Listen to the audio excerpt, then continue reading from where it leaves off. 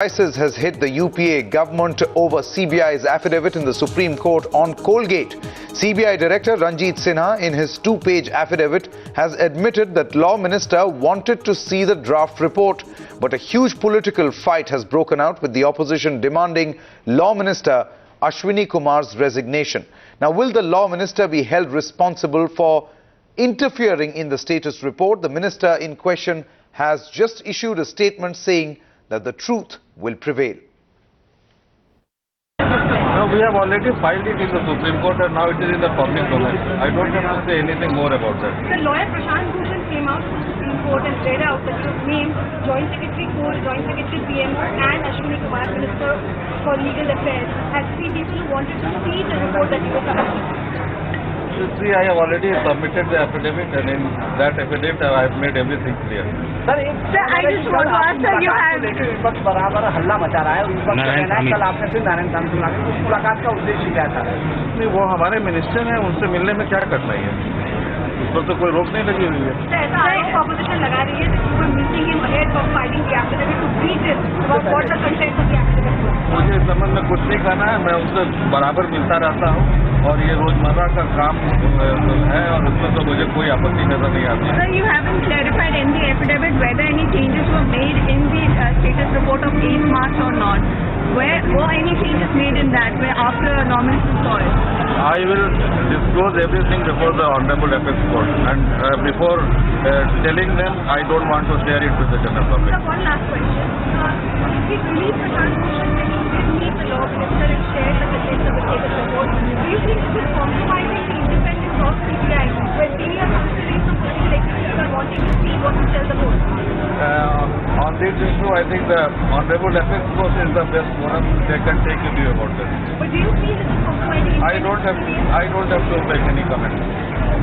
A short two-page affidavit in which he discloses that the status report was shared with the Law Minister, with Joint Secretaries in the Prime Minister's office, as well as in the Coal Ministry, and at their asking, that is, officers, that the Law Minister himself, the officers of the Prime Minister's office and of the Coal Ministry asked for the draft report of the draft status report which the CBI was to file in the Supreme Court, and it was shared with them. But what is important is not so much about what the affidavit reveals, but what the affidavit conceals.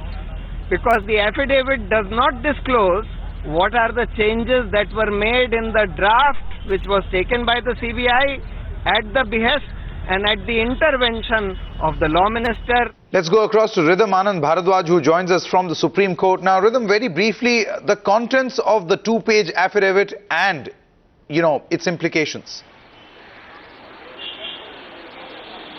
Implications are huge, Sanket. It's going to be seen as trouble for the Law Minister, as we have been seeing. The Parliament has been debating now, the row only getting bigger. It's like you rightly said, a two-page affidavit that's been filed. In the para 4 of this affidavit, very clearly the CBI Director says, yes, the status report's draft had been shown to the Law Minister only as it was desired by him. Sanket, the implications of the word desired only time will tell, but very critical for the Law Minister, because the word that has been used in the CBI Director's affidavit is desired. The only reason that the draft report in the coal scam had been shown to the Law Minister was because, again I repeat, it was desired by him, is what this affidavit says. In fact, not only the Law Ministry but also the Coal Ministry and the PMO will be under scanner here, because very clearly the CBI's Director's affidavit in para 4 once again mentions that the status report, the draft status report, had also been shown to them. Implication, of course, Sanket, for this being whether there is a contempt of court. On the 30th, when the case once again comes up in the Supreme Court, the matter will be subjugated by the Supreme Court judges. But very crucial information now, Sanket, because it is for the first time that we are seeing in the Supreme Court, the CBI and the government are at loggerheads. One of the first times ever that the Supreme Court asked the CBI Director to file a personal affidavit, despite the fact that the ASJ who's appearing for the CBI told the court there was no independent or interference by the government. Clearly that's been proven wrong. The court's dealings will also be seen, Sanket, to see what action will be taken next, because very very clearly 30th of April becomes extremely critical for the government as to see how the government reacts to this contempt of court, because the CBI that has to have an independent organization and has to have an independent investigation in the coal scam, very clearly showing and sharing their report with the government.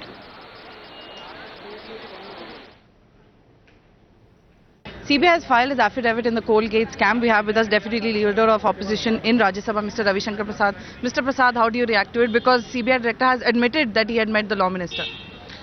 And perhaps he has also stated that the meeting with Law Minister in the Law Ministry was at the instance of the Law Minister. Yes. That is a very serious issue that confirms our worst fears that a meeting was dictated by the Law Minister in contravention of the Supreme Court direction. We would like the CBI to tell us and the country as to what was the original affidavit prepared by the CBI and what was the changes made not only by the Law Ministry but also by the PMO, because their officials are also present. That is indeed a very serious issue, because Coalgate, like 2G, is equally a very big scam, investigation and a Supreme Court monitoring. It is a case of interference with a fair investigation.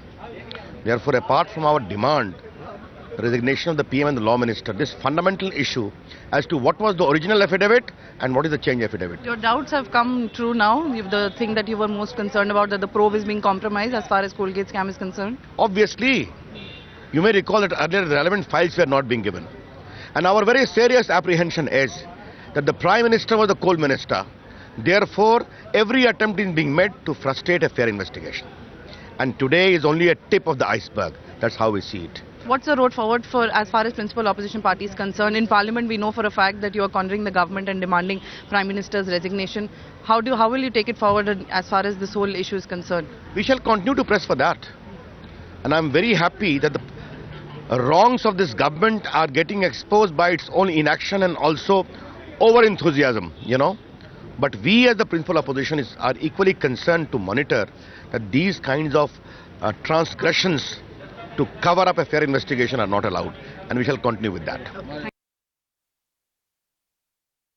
Question of content. There's content because it relates to Law Ministry. The content of the report, much of it is provided by the Coal Ministry.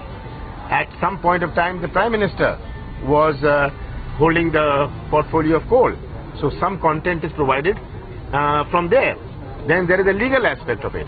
In the end, when all this content is procured, the CBI makes the final report to the court. And as the CBI Director has said, the final report has not been seen by the political executive.